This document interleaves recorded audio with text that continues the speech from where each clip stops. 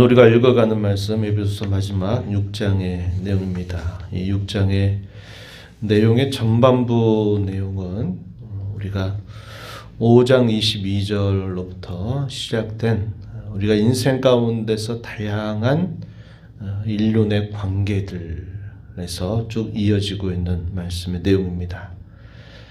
성령의 충만함을 입는 것, 그것에 대해서 이야기를 하면서 이 남편과 아내는 어떻게 하여야 된다 하는 말씀, 이것이 5장 22절부터 33절까지 길게 소개가 되어 있고요.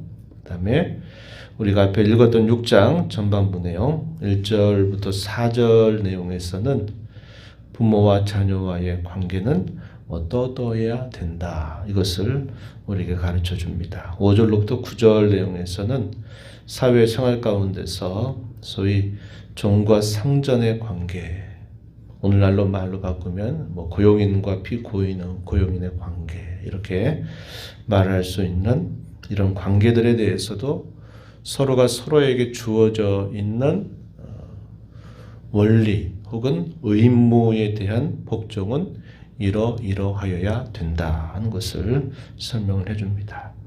이러한 전제는 무엇입니까? 구원받은 하나님의 백성들이 이루어야 될 가정의 모습, 그리고 사회의 모습은 이렇게 해야 된다. 하나님 나라의 백성이 된 사람들, 하나님의 새로운 사회에 속하게 된 모든 사람들은 옛적의 관계들을 다 청산하고 이런 관계로 살아가야 된다 하는 사실을 소상하게 알려주고 있습니다. 이러한 것에서 중요한 원리가 어디에 있느냐? 5장 21절 말씀에 있다 한 겁니다. 5장 21절 한번 다시 보시면 그리스도를 경외함으로 피차 복종하라 한 겁니다.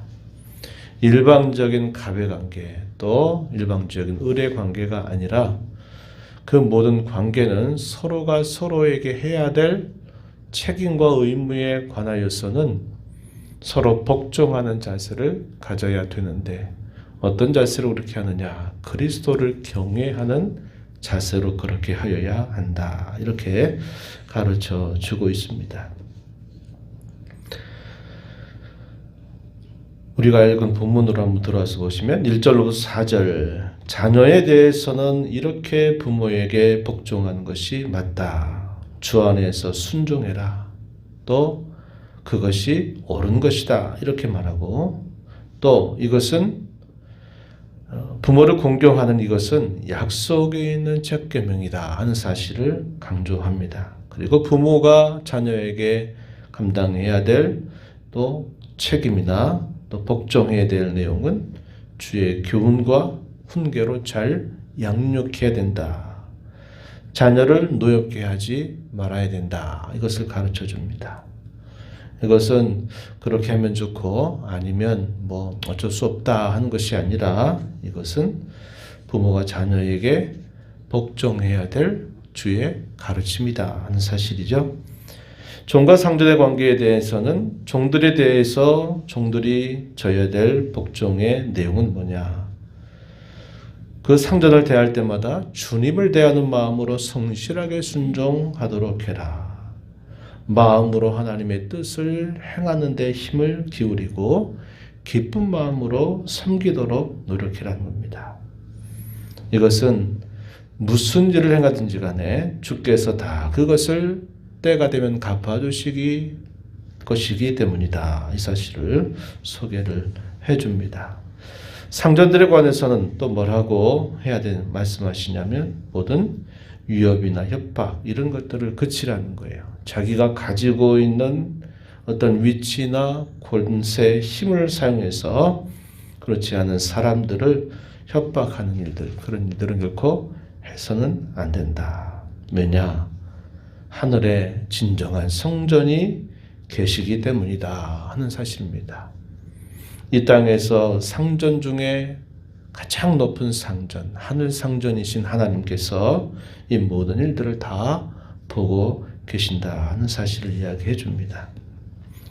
그래서 이러한 다양한 관계에 있어서 어떤 것이 중요한 원리냐? 그리스도를 경외하는 마음을 가지고 서로가 서로에게 복종하는 자세를 가지며 살아라 하는 겁니다. 이 표현은 그리스도를 통해서 상대를 보려고 하는 훈련을 계속 하는 겁니다.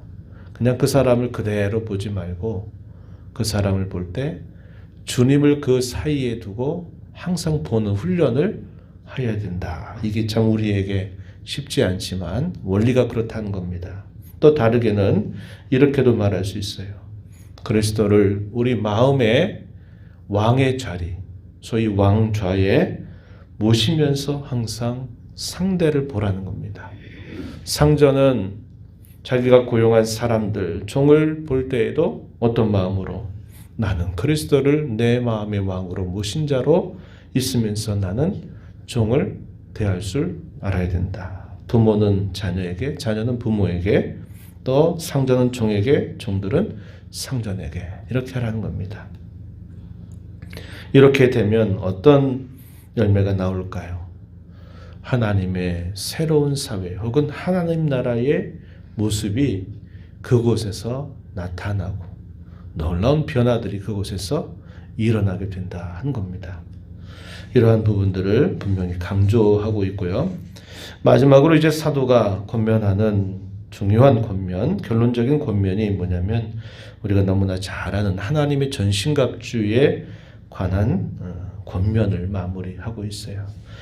이 에베소서는 어제도 그런 말씀을 나누고 새벽 시간에 그런 말씀 여러 번 나누지만 하나님께서 그리스도를 통해서 이루시는 이 구원이 얼마나 포괄적인가 하는 것을 대단히 강조하고 있다 그랬어요. 그래서 가장 먼저는 하나님과 나와 맺어져 있는, 다 막혀 있는 그 죄의 담을 그리스도께서 그것을 다 허물어 버리셔서 나를 하나님과 화목하게 하셨다. 이게 구원의 첫 번째 내용이라 볼 수 있어요.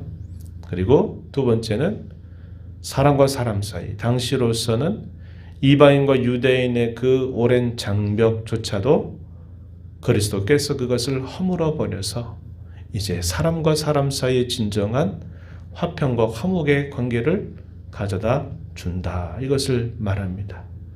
더 나아가서는 이 모든 창조 세계도 회복되고 그리스도 안에서 통일되게 하신다 하는 것을 가르쳐 줍니다.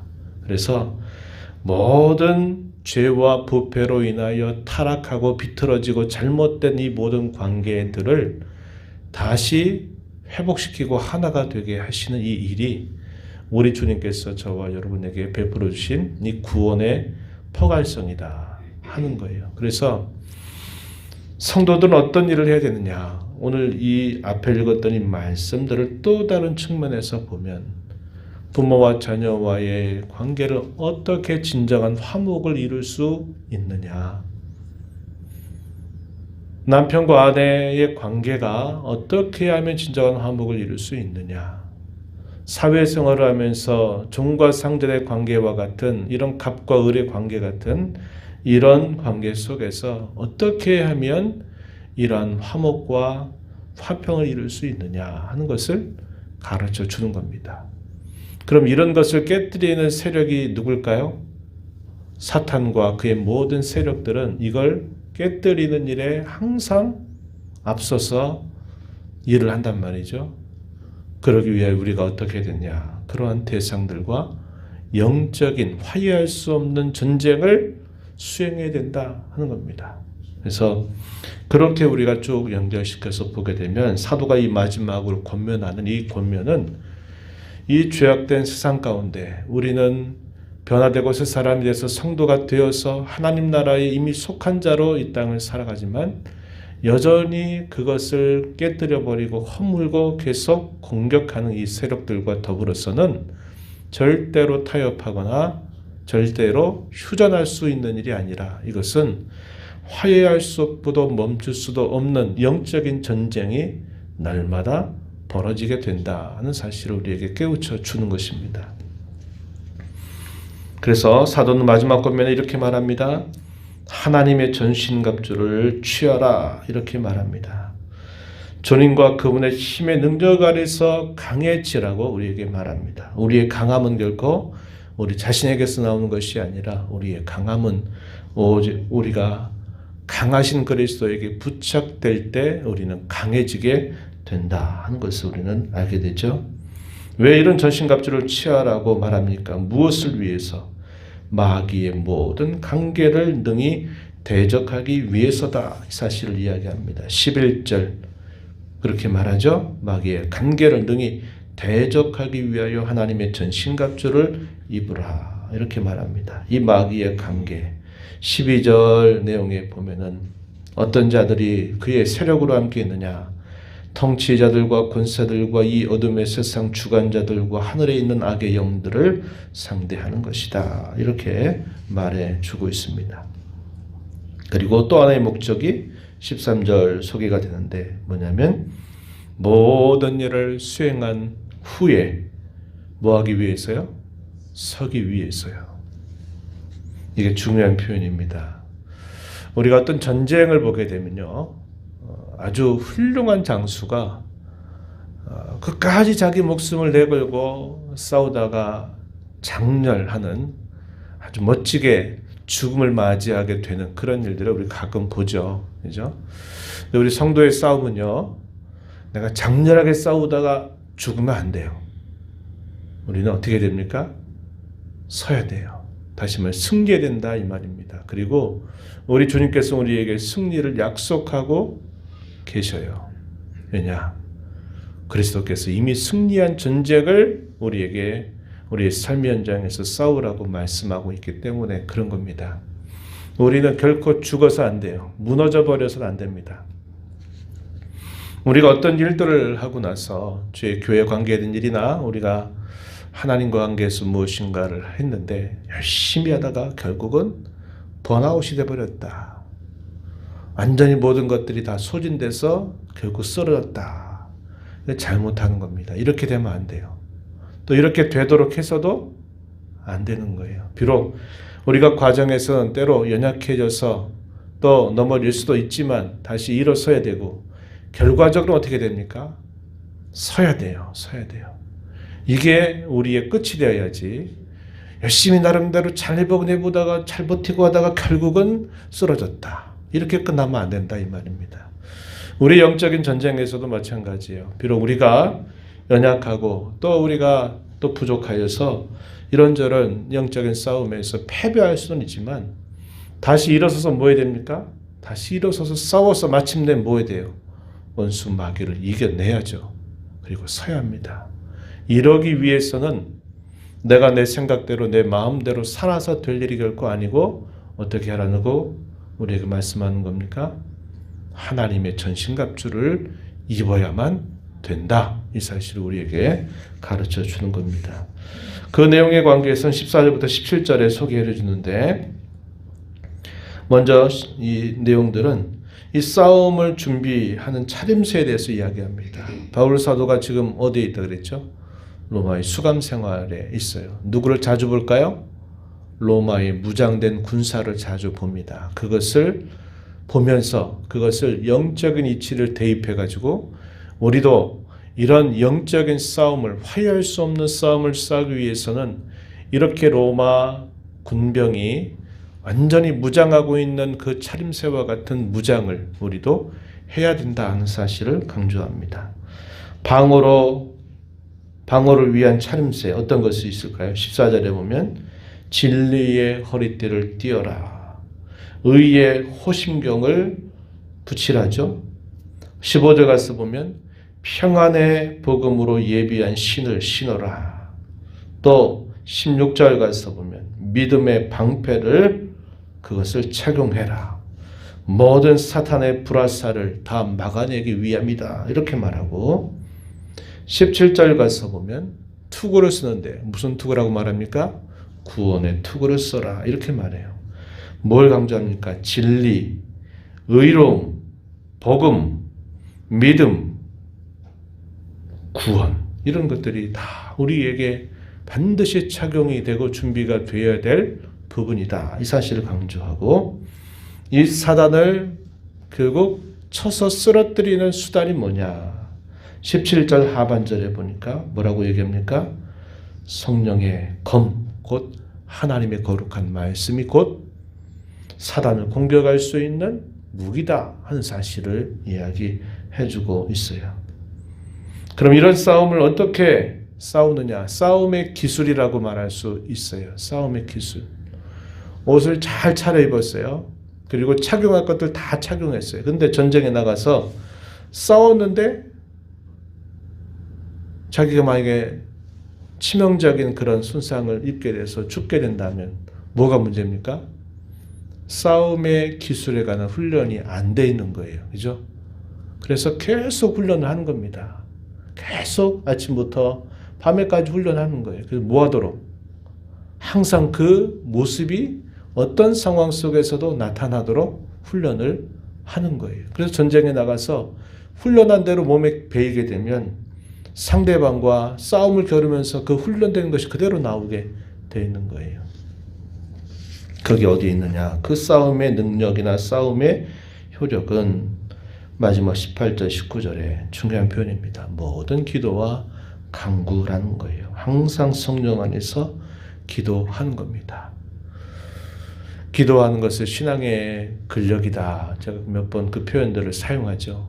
기도를 통해서 내가 내 힘으로 어떻게 하려고 하는 게 아니라 내가 그리스도의 의지에서 무엇인가를 하려고 내가 애를 쓰는 것. 그것이 기도하는 것이다 하는 겁니다. 그 기도는 그렇게 잘 착용된 차림새를 가지고서 가장 적절하고 필요할 때 맞고 또 공격하는 일들을 잘 수행하는 데 있어서 반드시 필요하다 하는 겁니다. 그러한 기도는 내가 하고 싶은 대로 내 뜻대로 하는 기도 말고 하나님의 뜻이 이루어지기를 위해서 기도하는 그런 간구의 그 초점이 모아져야 된다는 거죠. 우리가 에베소 1장과 3장에서 살펴본 것처럼 사도가 에베소 교회를 향하여 기도할 때 무엇을 기도하고 있는가 하는 것을 우리가 주목할 필요가 있는 것입니다. 그래서 우리가 이런 말씀들을 쭉 읽으면서 우리 이 땅에 사는 동안 어떤 사람이 되어야 되느냐? 구원을 받은 자로 화목과 화평을 이루어내는 자들로 우리의 삶의 영역에서 살아가야 될 사람들이고, 그것을 공격하고 무너뜨리려고 하는 이 사단과 더불어서는 멈출 수 없는, 멈추지 않는 싸움을 수행하면서 살아가야만 된다 하는 것을 꼭 기억하면서 이 하루, 이 한 주간도 힘써 나가는 복된 삶 되기를 축복합니다. 하나님 아버지, 이 새벽 시간에도 주의 은혜로 말미암아 또 저희들을 깨워주시고 하나님 앞에 저희들을 세워주심을 감사드립니다. 오늘도 저희가 주신 이 말씀을 통해서 하나님 아버지, 저희가 이 땅에 어떠한 은혜를 받은 사람들인지, 또 저희가 이 땅에 살면서 무엇을 우리의 삶의 자취로 남겨야 될지를 또다시 교훈하여 주심을 감사합니다.